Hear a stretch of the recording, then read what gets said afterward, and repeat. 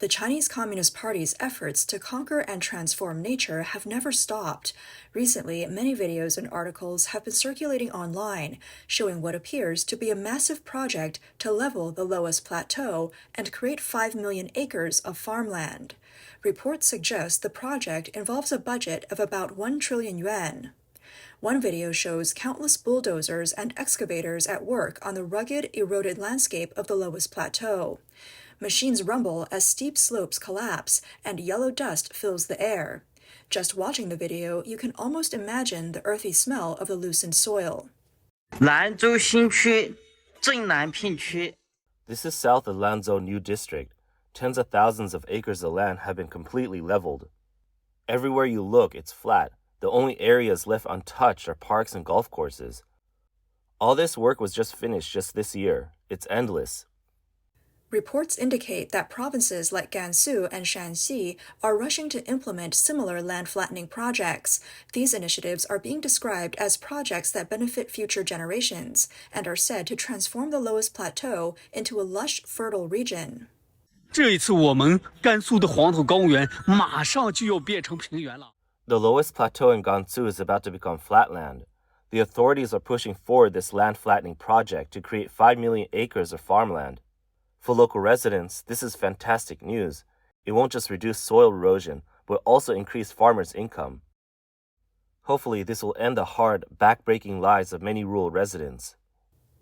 However, many online commentators have criticized the project, calling it an environmental disaster in the making.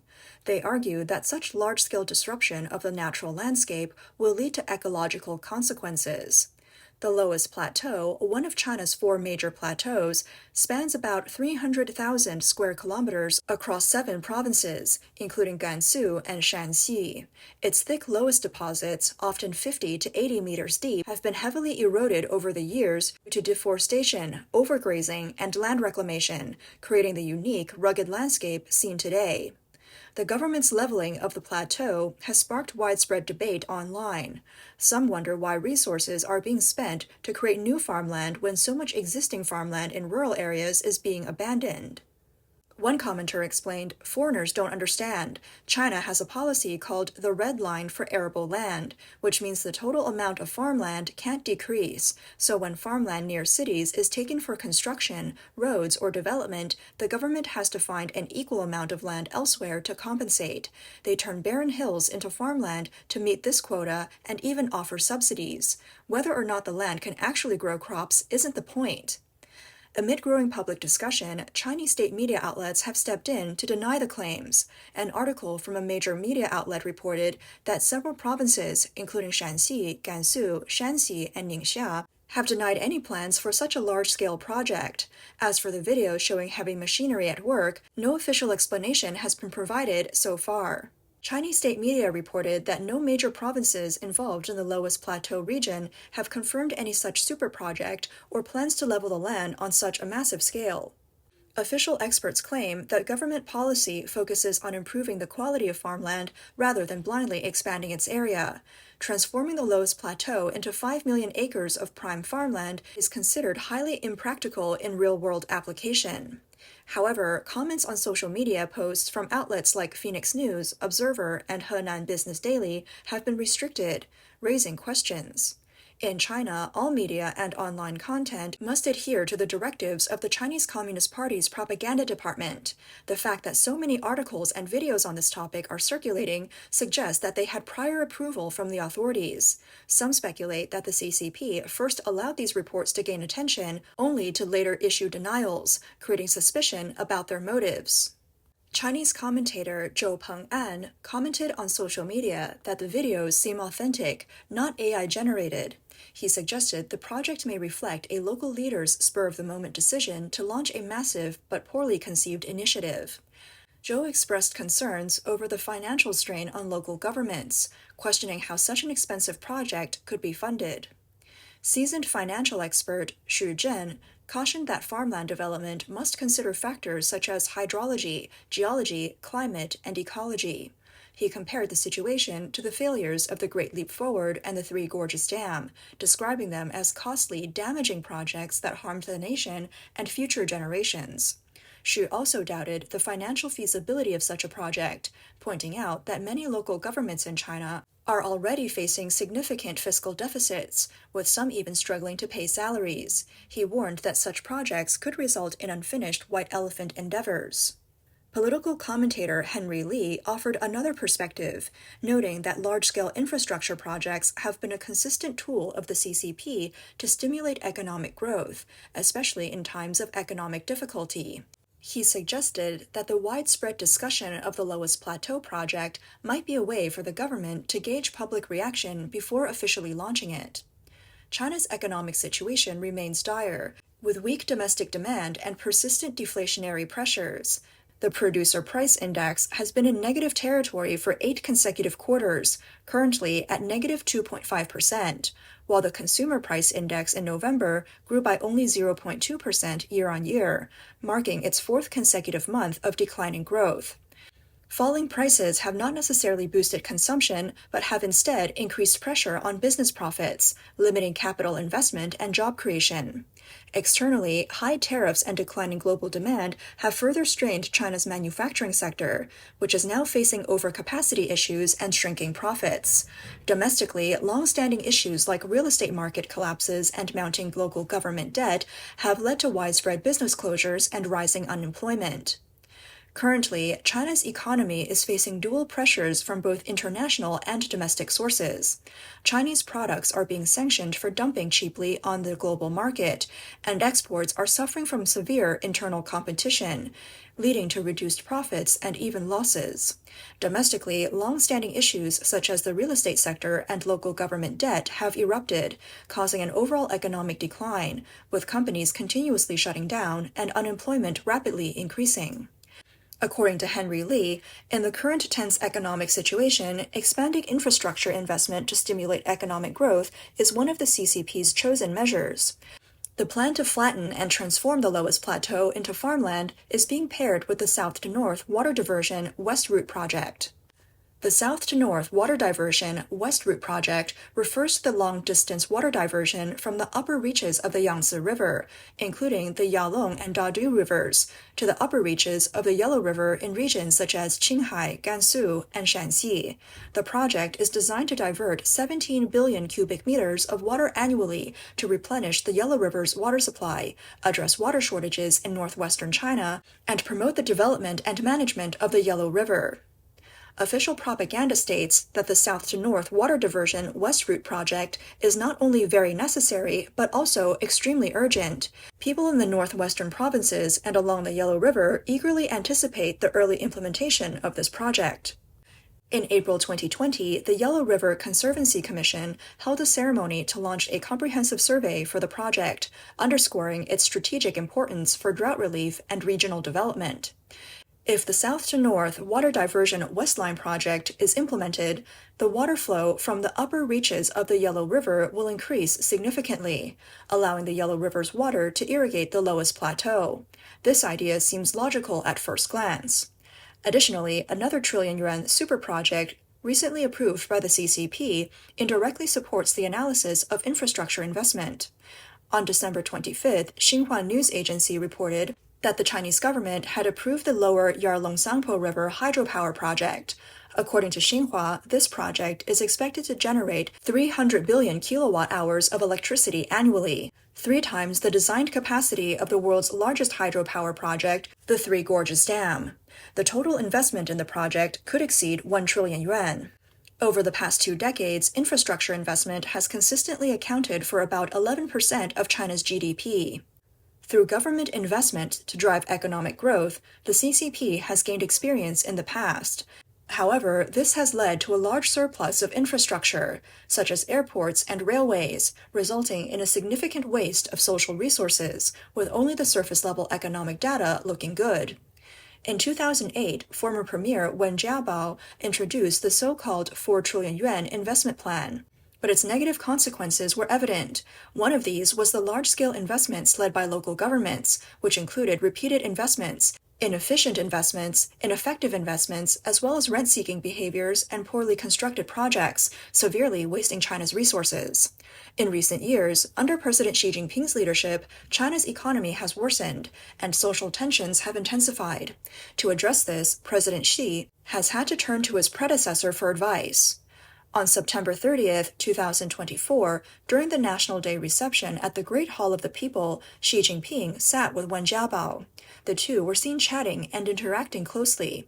Some analysts believe that Xi is looking to learn from Wen Jiabao's approach to managing the 2008 economic crisis. Whether Xi Jinping's measures will be effective remains to be seen. However, over the years, Xi has promoted many major projects that have ended up incomplete, earning him the nickname Emperor of Unfinished Projects. Multiple media outlets have analyzed that the top 3 unfinished projects among his long list: 100 trillion yuan chip project, the Belt and Road Initiative, and the Xiong'an New Area. The chip project has been underway since 2014, with the CCP investing in 3 phases of large funds, amounting to several hundred billion yuan, leading to the establishment of tens of thousands of new companies. However, the result has been massive losses and widespread unfinished projects. According to data from Chi-Cha-Cha, by the end of last year, 22,000 chip companies had gone bankrupt, and over 14,600 more closed this year. The Belt and Road Initiative has been in many developing countries for years, but the plan has led to corruption, environmental damage, and protests due to labor disputes. Countries like Sri Lanka are on the brink of bankruptcy due to heavy debt, and this initiative has been heavily criticized. Xi's strategic ambitions to challenge the West have also faltered.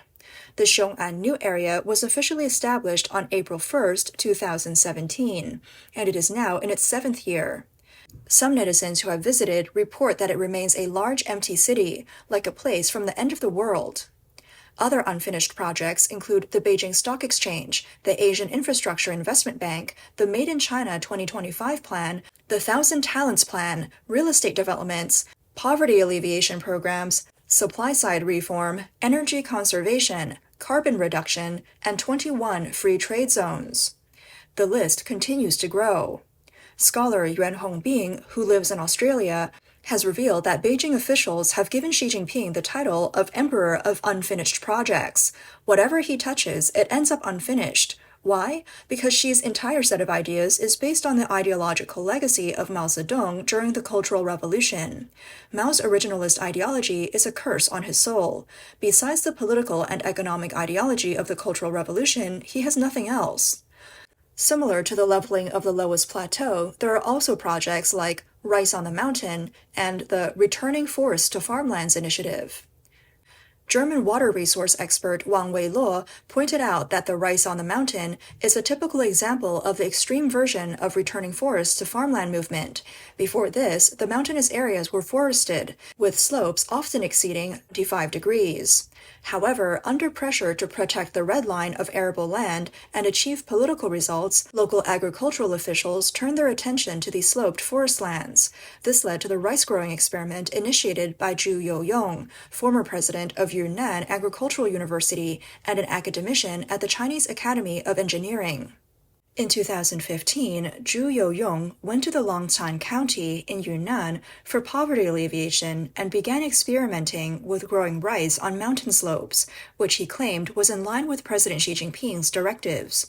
The so-called rice on the mountain farming method involves clearing vegetation from steep slopes to turn the barren land into terraced fields or directly digging the slopes to plant rice.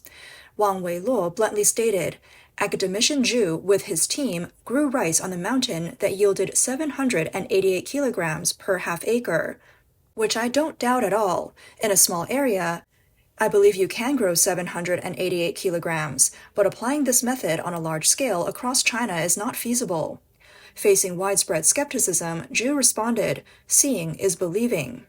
By 2022, Yunnan province had promoted rice cultivation on 500,000 acres of mountainous land. Regarding the effectiveness of this farming method, Wang Weiluo said that the so-called successful cases promoted by the government are on very small plots, heavily maintained with human and material resources, and are essentially experimental fields. When considering the real cost, the efficiency is low, and the method cannot be widely adopted. The situation is particularly ironic, as during the rainy season in April and May, rice planted on sloped land without proper water and soil conservation is often washed away by heavy rains, leaving farmers in great distress. These disaster videos have also been spread widely online. Rice on the mountain, no harvest. It's just deceiving the state's money. Can you believe the rice from February 2024? There's still a lot of this in the fields. Nobody wants it. There are weeds growing around it, even taller than the rice seedlings. Along the shore, some of the green rice seedlings have died too. These fields will soon be leveled. Sweet potatoes will be planted where needed, corn where necessary. Don't plant rice on the mountain next year if there's no water. This year, the harvest is really poor. The CCP's returning farmland to forests policy, which they'd been advocating for over 20 years, saw a major reversal in 2023.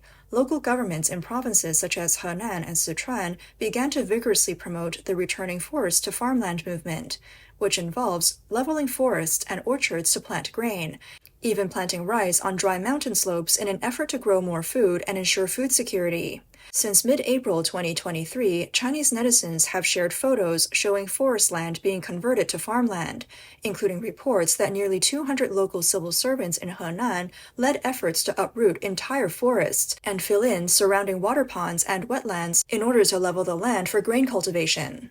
The large-scale promotion of returning forests to farmland movement sparked widespread domestic and international attention, as well as strong backlash from rural areas.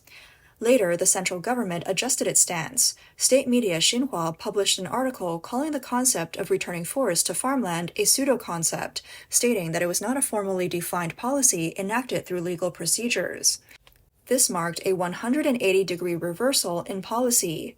Current affairs commentator Wen Zhao summarized this flip-flop as ruling a large country like flipping a pancake.